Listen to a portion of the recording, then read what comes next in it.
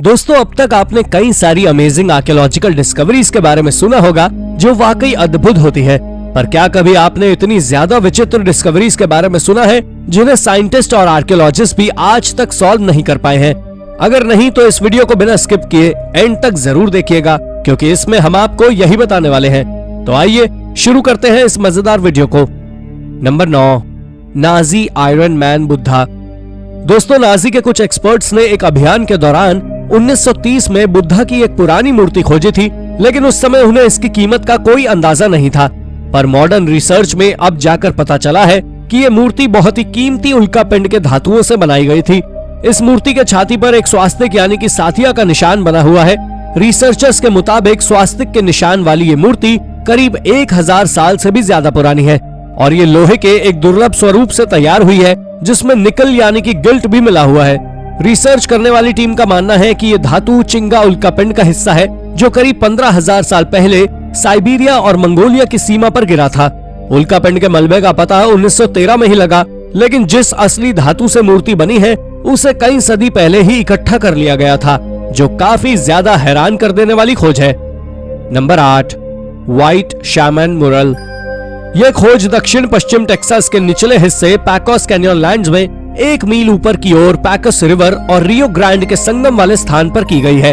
वहीं white shaman rock shelter को चूना पत्थर की घाटी के अंत में एक चट्टान के ऊपर उकेरा गया है।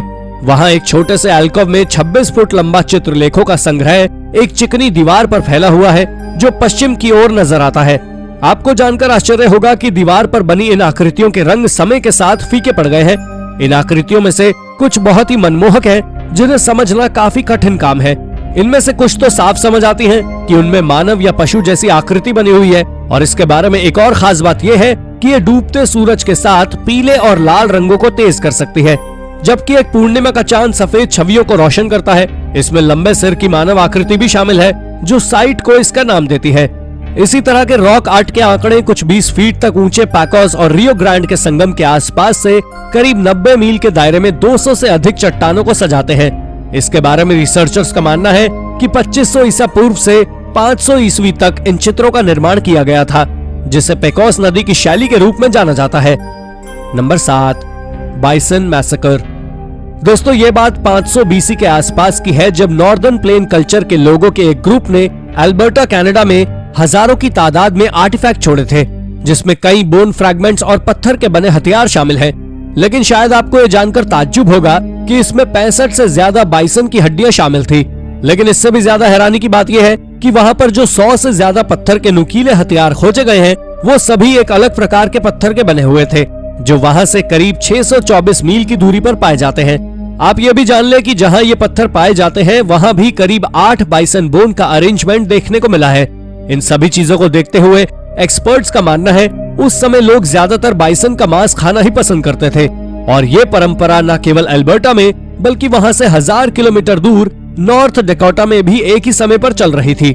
ये खोज सच में विचित्र है, जो हमें एंशिएंट पीपल को अजीब सोचने पर मजबूर करती है। नंबर 6, रावण's डेड बॉडी। दोस्तों, आपको बता दें कि एक रिसर्च में श्रीलंकाई रिसर्चर्स ने 50 ऐसे स्थल खोजने का दावा किया है जिनका संबंध रामायण से है। उन्होंने रावण की डेड बॉडी मौजूद होने का दावा किया है। श्रीलंका का इंटरनेशनल रामायण रिसर्च सेंटर और वहां के पर्यटन मंत्रालय ने मिलकर रामायण से जुड़े ऐसे 50 स्थल खोजे हैं, जिन स्थलों का उल्लेख रामायण में भी मिलता है। इन 50 स्थलों में से एक ऐसा भी है जिसमें श्रीलंका के रायगला के जंगलों के बीच एक विशालकाय पहाड़ी भी आती है। उनका दावा है कि ये रावण की गुफा है, जहां उसने तपस्या की थी, और उसी गुफा में आज भी रावण का शव सुरक्षित रखा हुआ है। रायगला के घने जंगलों और गुफाओं में कोई नहीं जाता है, क्योंकि वहां जंगली और खूंखार जानवर मौजूद है। रायगला के इलाके में रावण की यह गुफा करीब 8000 फुट की ऊंचाई पर स्थित है, जहां 17 फुट लंबे ताबूत में रावण की डेड बॉडी रखी हुई है। हालांकि ऐसा केवल दावा किया जाता है, लेकिन रहस्य का पर्दा आज भी ढका हुआ है। Number 5, Neanderthal stone circles. Neanderthal के बारे में तो आप में से ज्यादातर लोग जानते ही होंगे, लेकिन अभी भी साइंटिस्ट और आर्कियोलॉजिस्ट इनके बारे में कई खोज करने में लगे हुए हैं, जो इनके बारे में और ज्यादा सोचने को मजबूर करती है। आप जान लें कि निएंडरथल दुनिया के सबसे होशियार प्राचीन लोगों में से एक है, जिनके दिमाग में सारे आइडिया आते थे, और इसका खुलासा हाल ही में हुई एक डिस्कवरी में हुआ है। दरअसल आर्कियोलॉजिस्ट ने साल 1990 में साउथ वेस्टर्न फ्रांस में एक केव में कई सारे लेयर्ड रिंग स्ट्रक्चर्स खोजे थे, जिसके बारे में एक्सपर्ट्स का मानना है कि निएंडरथल ने इस साइट के साथ बहुत कुछ किया है। इन्होंने उस साइट पर स्टैलेग्माइट्स खोजे हैं जो बहुत ज्यादा विचित्र तरीके से असेंबल्ड है। आर्कियोलॉजिस्ट ने अपनी इस रिसर्च के दौरान बताया है कि ये स्ट्रक्चर्स ब्रोनिकल केव में करीब 1,76,000 साल पहले बनाए गए थे। लेकिन मिस्ट्री ये है कि आखिर निएंडरथल ने इन केव स्ट्रक्चर्स को क्यों बनाया। पर जो भी हो, ये बात इसको तो साबित करती है कि निएंडरथल हमारी सोच से भी ज्यादा इंटेलिजेंट थे। Number 4, ghost cavalry of Gondor. दोस्तों, साल 2002 में सेंट्रल फ्रांस में हुए हाईवे कंस्ट्रक्शन की खुदाई के दौरान वर्कर्स ने कुछ ऐसा खोजा जिसे देख सबका दिल दहल उठा। दरअसल उन्होंने वहां एक कब्र खोजी जो आयरन एज के दौरान की थी। अब आप सोच रहे होंगे कि आयरन एज की तो कई सारी कब्र आर्कियोलॉजिस्ट खोज चुके हैं, फिर इसमें क्या खास है? जी हाँ, इसमें एक खास बात यह है कि इस कब्र में लगभग 7 से ज्यादा स्केलेटन दफन थे, जिसमें 7 आदमियों के स्केलेटन के साथ साथ 8 घोड़ों के स्केलेटन भी दफन थे, जो कि एक सेल्टिक ट्राइब का हिस्सा थे और उन्हें गॉल्स नाम से जाना जाता था। ये 5th सेंचुरी बीसी में वेस्टर्न यूरोप में रहा करते थे। इन सभी स्केलेटन्स के सिर साउथ की ओर थे और उनके पैर ईस्ट की ओर थे। इसके साथ ही इनके हाथ एक दूसरे के चेस्ट पर रखे हुए थे। अब ये किसी रिचुअल के चलते हुए हुआ या किसी युद्ध के दौरान मारे गए सैनिकों के स्केलेटन थे, ये बात आज तक कोई नहीं पता कर पाया है। नंबर 3, मोरे। ये एक अजीब किस्म का स्ट्रक्चर है जो पेरू के मैरास विलेज के साउथ ईस्टर्न पार्ट में बना हुआ है, जो किसी कटोरे के समान बना हुआ स्ट्रक्चर है जिसमें एक पर्याप्त ऊंचाई पर एक पर्याप्त टेरेस है और ऐसे ही ये पूरा स्ट्रक्चर बना हुआ है। दूसरे शब्दों में ये एक चारों ओर से सीढ़ियों से घिरा हुआ घेरा है जिसका बेस पूरी तरह गोल है। इसका डायमीटर करीब 600 फीट के आसपास है और यह करीब 98 फीट से भी ज्यादा गहरा है, जिसे आज मोरे नाम से जाना जाता है।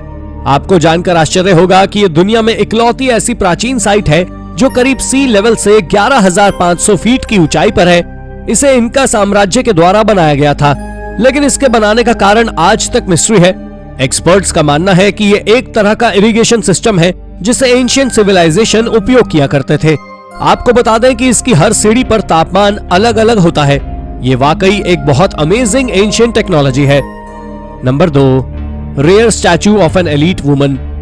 दोस्तों, ये खोज मेक्सिको के गल्फ कोस्ट के पास एक सिट्रस ग्रोव को खोदने के दौरान की गई थी। दरअसल साल 2021 में एक फार्मर्स का ग्रुप जब इस जगह क्यारी की खुदाई कर रहे थे, तब उन्हें बड़ी बड़ी आंखों वाला एक फीमेल का 6 फीट लंबा स्टैचू मिला। ये इस किस्म का पहला स्ट्रक्चर है जिसे हुएस्टेका रीजन में खोजा गया है।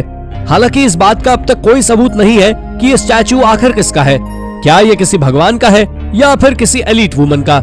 इस बात का खुलासा तो अब तक नहीं हुआ है, लेकिन इसमें कुछ ऐसी चीजें जरूर मिली हैं जो इसके एलीट होने का संकेत देती है। Number 1, Cairo session. ये एक प्री हिस्टोरिक साइट है जो कि पेरू के नॉर्दर्न कोस्टल रीजन में आती है। यहाँ चास्मा सेकिम नाम की एक सभ्यता 2400 बीसी के दौरान रहा करती थी, जिसका कैपिटल कैरो सेशन था। आपको बता दें कि कैरो सेशन पूरी तरह मेगालिथिक आर्किटेक्चर से भरा पड़ा है, जिसमें कई स्टीप्ड पिरामिड्स भी आते हैं। आप जान लें कि यहाँ एक करीब 13.5 फीट ऊंची दीवार भी बनी है, जिसमें सैकड़ों की तादाद में ह्यूमन सैक्रिफाइसेस को कार्व किया गया है। इसमें सबसे ज्यादा हैरान करने वाली कार्विंग एक ह्यूमन की है जो हाथ में बंदूक की तरह कुछ हथियार पकड़े हुए है, जो कि कई सवालों को खड़ा करती है कि जैसे क्या वो बंदूक है? क्या एंशिएंट टेक्नोलॉजी आज की मॉडर्न टेक्नोलॉजी से भी अच्छी थी? इन सभी सवालों के जवाब हम तो नहीं जानते, पर आपका इसके बारे में क्या कहना है हमें कमेंट करके जरूर बताएं। तो दोस्तों, ये थी हमारी एक और इंटरेस्टिंग वीडियो। अगर आपको ये वीडियो पसंद आई हो तो इसे लाइक करें और हाँ, जाते जाते चैनल को सब्सक्राइब भी जरूर कर दीजिएगा। धन्यवाद।